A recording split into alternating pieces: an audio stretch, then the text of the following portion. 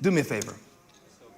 If you are like me in this way, if you have a hard time celebrating your own success, stand up. Well, there's the whole church. Well, y'all sit down. Y'all need the rest of this message more than I thought. Really? Because like even we went for a hike yesterday to Crowder's Mountain, and I was way ahead of Holly, just so you know. Just so far ahead of her. We had AirPods in, and we lost the connection. I was so far ahead of her. And I was like, keep up. Come on, you know. And this is the difference between me and Holly, okay? This is it, all in one little anecdote. She goes, the view's getting good.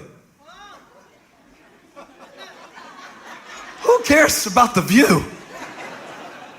I'm trying to get to the top. And that's been why she's been so good for me along the journey of starting this church. And, you know, I'm 17 steps ahead, but she's pointing out, you know, like, hey, this is pretty cool. You might want to look at it before you just keep charging up there.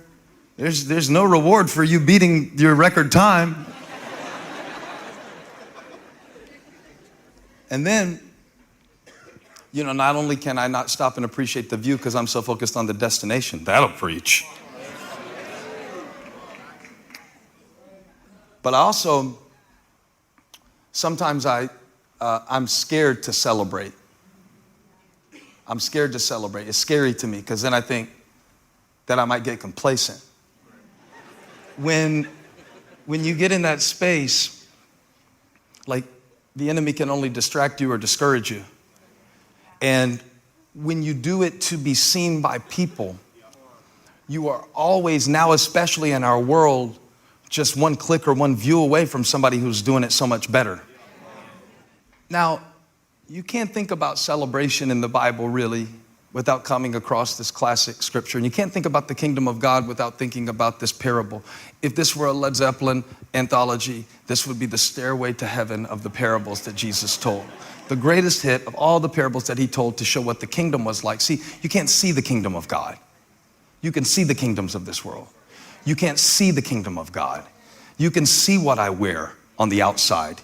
You can't see what I wear as my attitude on the inside. You can see whether or not, you know, I achieved a certain status. You can see that, but you can't see whether or not I'm secure in who I am. So Jesus had this habit of taking a visible example, and then he would illustrate an invisible reality through a parable. And what he was showing us is that the invisible is often more real than the visible. Okay? That sometimes the stuff that we collect, that we say is real, is less real than the stuff that we neglect because we can't see it. And let me slow down for a moment. I'm talking about your state of mind. I'm talking about your relationships with others. I'm talking about the way that you process disappointment, those things, the way that you treat people who can't do anything for you. Those things. And what he's saying through the parables is, look, you have this visible kingdom world, but there is an invisible kingdom within you that is more important than the kingdom around you. It's a different kind of kingdom, much different than the Jewish people who he came to deliver had expected. Often in his parables, he would set up a construct, but it was really a head fake, because right when they thought they knew who the good guy was in the story, he would reverse it to show that the one that you hated is the one that the kingdom welcomes. Even in Luke's gospel, it is called the outsider accounts, because there are so many examples of people who were outside the kingdoms of men, but were brought into the kingdom of God. And if you have felt invisible and insignificant, this kingdom is for you. His most retold and misunderstood parable, concerns someone whose name we don't know, but we just call him the prodigal son. He was wasteful with his father's money. And in Luke 15, the Bible says that one day he went to his father and said, I want my share of the inheritance. Now, the younger brother, this brother, would get a third. The older brother would get 2/3. The Bible says something interesting in Luke 15, I believe it's verse 11. Is that the first verse I gave you? There was a man who had 2 sons, and the younger one said to his father, give me my share of the estate. So he divided his property between them. I only need to show you that verse for the last word in it, them. Them. They both got their share. Now I want to show you this, but I want to go slow enough that it doesn't just go, whoosh, you know? You are already thinking about Q-Shack. Focus on the sermon. It goes right over our head that it says them. They both got their share. But the younger one, who got less than the older one by birthright, took his. And the Bible describes his plight, and I've heard many sermons on this young man. It's often used to speak to those who have run away from God in a visible way, that they've got a drug addiction, or maybe sex has like taken over their life, or there's something controlling them, like they've made some bad decisions and they've dropped out and they've really blown it. And we'll preach about this son who went away with his 1/3 of the inheritance. And here's a recap just in case you forgot what he did with his money. Verse 13, please. Not long after that, the younger son got together all he had, set off for a distant country, and there squandered his wealth in wild living. We can only imagine how wild he was. But what we do know about his decision to leave his father's house and to chase something else that seemed better than where he was is where it ended up. Verse 14. After he had spent everything, because see, people will be good to you as long as you are good for them. But after he had spent everything and he was no longer picking up the check, and he was no longer buying the appetizers, and he was no longer giving the rides but needing one, there was a severe famine in that whole country, and he began to be in need. Verse 15. So he went and hired himself out to be a citizen of that country, who sent him to his fields to feed pigs. And he longed to fill his stomach with the pods that the pigs were eating, but no one gave him anything. No one gave him. Have you come to the point in your life where people stopped giving you the validation that you needed? It might be that God is trying to point you back to himself for what you never should have depended on people for to begin with. Preach, Furtick! You got to validate yourself. And when he got to that low point, he came to his senses. You know, he said, this is crazy. I'm scrolling, clicking, posting, deleting, scrolling, clicking, posting, deleted, and everybody else on this stream is as thirsty as I am. I'm going back to my father. I'm going back where there's bread. I'm going back where there's warmth. I'm going back where I got a bed. I'm going back where I was accepted.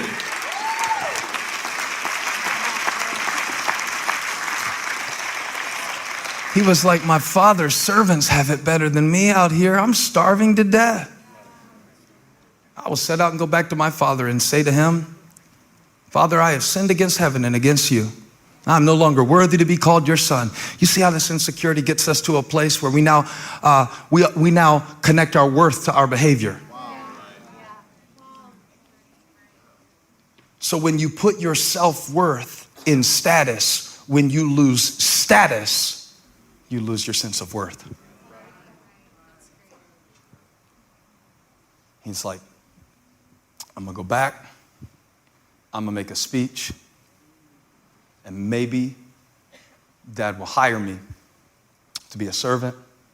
I don't know. It's the only thing I got. I don't really have any other options. I searched the whole world. I'm hungry. And this is what touched me, that made me want to get up here and preach the sermon. He got up and went to his father, verse 20. But while he was still a long way off, his father saw. The father saw.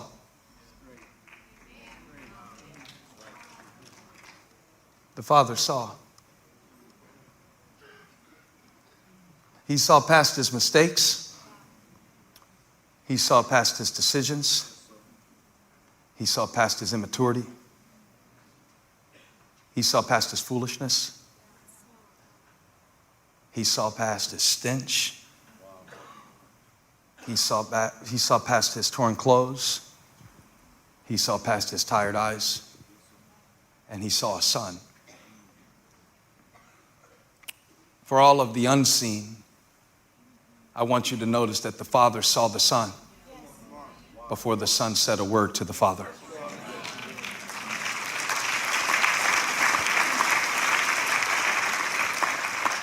His Father saw him and was filled with compassion. He didn't see a slave. He saw a son. And he ran to him and threw his arms around him and kissed him, which was not only unexpected but undignified. Yet the heart of this message is that I came to tell somebody the Father saw. When you understand that the Father saw, then it doesn't matter what people see. And they might have called you this or that, or have defined you by one decision in your life, and you may even have defined yourself by that. But the Father saw beneath the surface. The Father saw. He always sees. Your Father who sees what is done in secret, the Father saw. He didn't see what was on the boy. He saw what was in the boy. And he called him back like God is doing with you today under the power and the influence of the preached word of God, is that he sees you. He sent me to tell you, I see you. I see you. Other people see what you're showing them. I see what you hide. And I want you. I see you. I know you. I want you. When you have this revelation that the Father saw what people couldn't see, you are no longer limited to their opinions or even defined by their decrees. The Father did not need to ask permission of all of the people who worked at the house to see whether his son could get a robe.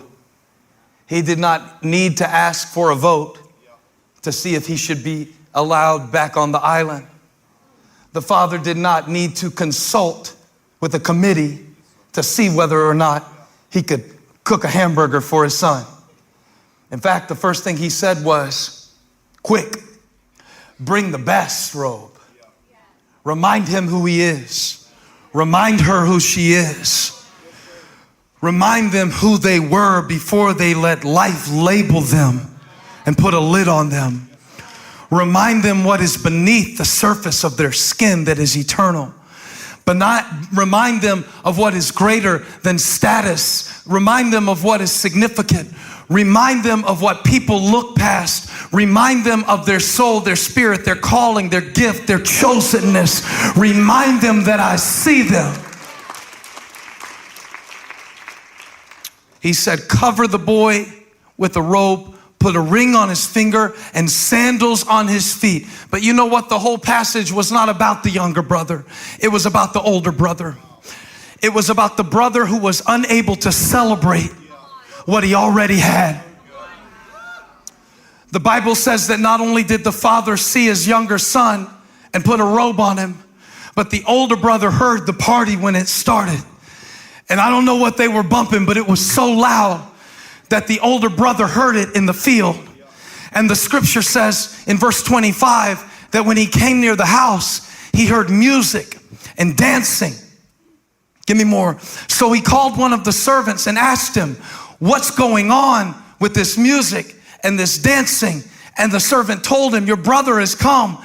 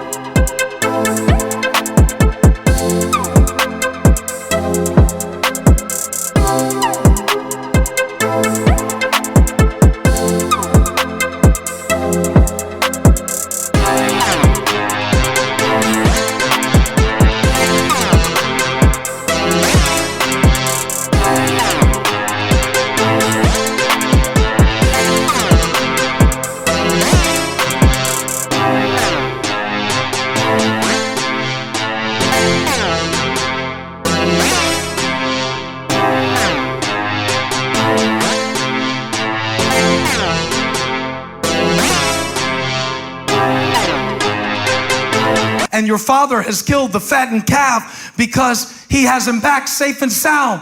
And the older brother became angry and refused to go in and celebrate. He could not celebrate someone else because he could not celebrate himself. He missed the whole party. He missed the whole point. He missed the whole thing because he did not know how to celebrate. And we see something in his state of mind in verse 29.